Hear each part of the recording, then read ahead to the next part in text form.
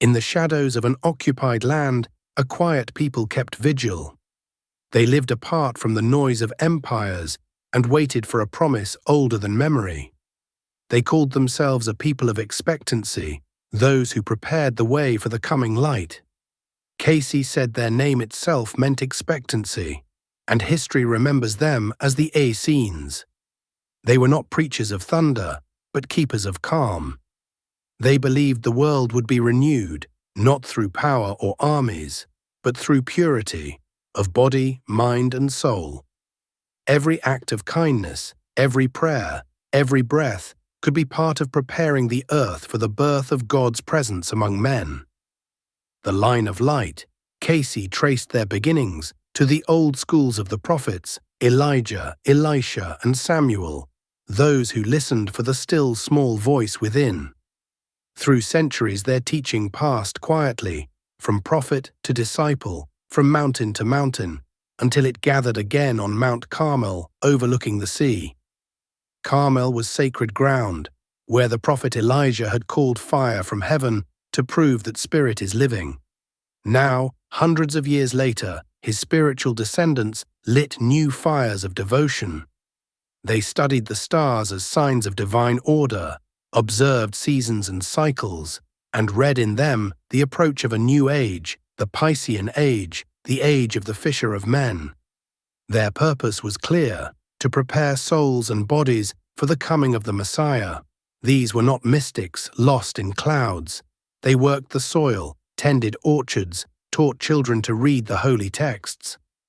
They healed the sick and served travelers along the trade roads. In their discipline, they wove heaven and earth together until daily life became a living prayer.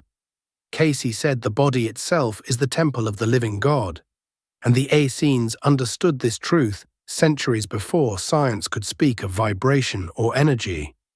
They taught that within each person were 7 centers of light, the 7 lamps before the throne mentioned in Revelation. When these centers were kept pure through thought, diet, prayer, and service, the whole body became a living altar. Their daily practice was simple yet precise. At dawn, they breathed with the rising sun, feeling light flow through each center. They washed hands and faces as symbols of cleansing the mind. They ate foods fresh from the earth, grains, fruits, pure water, avoiding fermented drink and heavy meats that clouded consciousness. Cayce said their balance of foods followed the law of Aaron and Ra-Ta, ancient guardians of the body's harmony. Each evening they gathered to meditate on the 7 spiritual centers: the base for strength, the Leiden for cleansing, the solar plexus for courage, the thymus for love, the thyroid for will, the pineal for illumination, and the pituitary for union with God. They believed the Christ light would descend through these centers in its own time, but only if the temple was ready. So their prayer was not "come quickly," but "make me a clear channel." In each generation, the Essenes dedicated certain children to this work of purity. Girls were offered by their parents to serve in the temple at Carmel, to study, to heal, to pray, and to prepare for a mystery none yet fully understood. From these circles, Mary was chosen. Cayce described the scene vividly. As the morning sun rose and bathed the temple steps in gold, each maiden approached the altar in prayer. When Mary reached the top step, light flashed like thunder, and an angel took her hand. The others saw it and knew the promise had chosen its vessel. She was barely a girl, yet her heart already held the stillness the Essenes had trained for centuries to achieve. From that moment, she was guarded, taught, and nourished as a living temple for divine life itself. Her discipline included fasts of silence, hours of chant, and acts of service for the poor. Through these rhythms, she learned that love is stronger than law, and humility stronger than fear. Joseph, the older carpenter, belonged to the same order. He was chosen because his spirit was steady and his line pure from David. When Mary was found with child, his human heart wavered until the voice came in a dream with light and fragrance and peace. Then he knew This was the divine promise made flesh. Their marriage was sealed in the temple at Carmel, in a ritual of beauty and simplicity, a union not of possession but of purpose. What was life like in that quiet community? At sunrise, they sang psalms to the rising light. Men worked in the fields and taught scripture. Women prepared meals, tended herbal gardens, and cared for the sick. Children learned to read the sacred scrolls alongside lessons in herbs, stars, and dreams. They kept records of visions and prophecies, believing that dreams were letters from the soul to the mind. The Essenes believed service was the highest form of worship. Each evening they recounted acts of kindness, not as boasts, but as offerings to God. They believed that peace begins within and moves outward like ripples on water. Live peace and harmony within, they taught, and ye will bring peace and harmony to all ye meet. Those words became the core of Cayce's own teaching centuries later. For 300 years they watched the heavens. When the stars shifted and the polar star aligned with southern clouds, they knew the new cycle had begun, the Piscean Age. It was time for the teacher of teachers to enter the earth. Their astrologers read the signs, but their faith rested not in the stars themselves. It rested in the living word behind them. They understood that no star could force the divine to act. It could only mirror the moment when human hearts were ready. Cayce called this expectancy. Not a restless waiting, but a steady flame. The Essenes lived as if the Messiah might knock at any door, and therefore every door must be clean, every heart ready. Their discipline was the art of readiness. When Mary was chosen, they understood. The door had opened at last.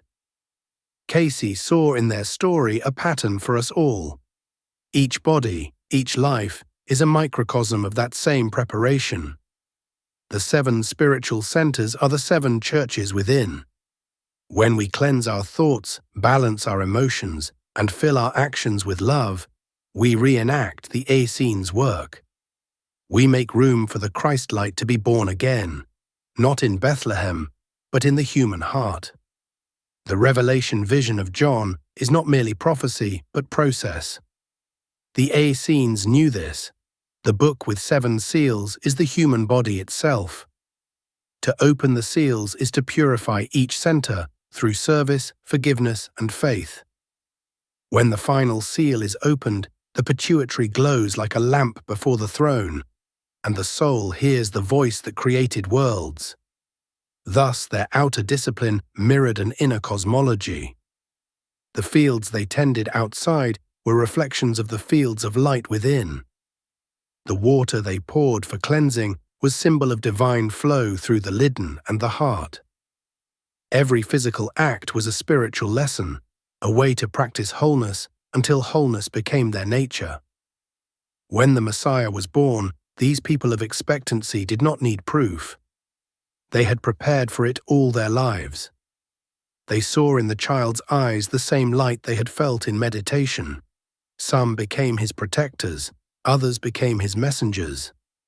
John the Baptist, too, was trained among them, his voice thundering what they had whispered, "Prepare ye the way of the Lord." Cayce said Jesus did not come to destroy sects or religions, but to fulfill the law of love. The Essenes were not the end of that law. They were its gardeners.